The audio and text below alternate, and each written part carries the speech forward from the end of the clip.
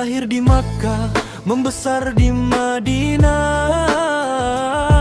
Dua kabilah bersatu dalam jiwa.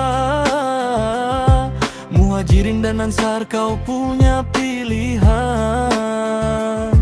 Begitu mulia di mata baginda. Anak kepada Al-Yaman yang setia berbakti, teguh demi agama.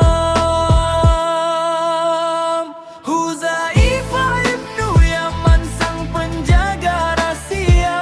Di dadamu tersimpan nama-nama munafikin.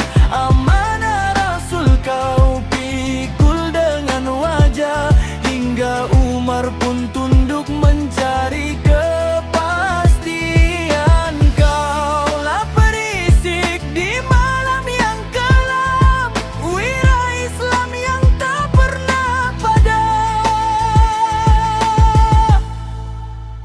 Di lembah Khandak, angin kencang menderu. Kau merayap masuk ke kubu seteru, mencari berita, menilik setiap ruang, membawa khabar kemenangan yang terang. Tiada gentar walau nyawa di hujung pedang. Demi Islam kau marah menerjang. Gabe Nur di Madain, pemimpin yang zuhud, menumpaskan Parsi di medan Nahawan. Namamu harum dalam lipatan sejarah. Rasem Uthmani hasil usahamu yang megah.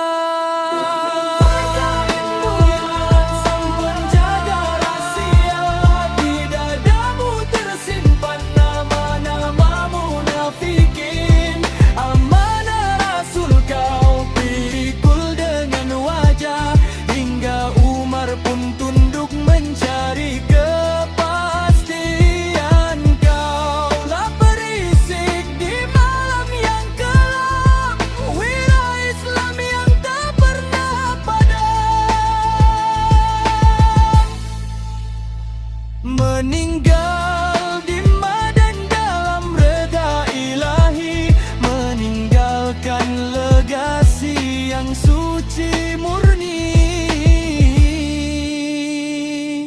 Huzaifah, sang penjaga rahasia Nabi.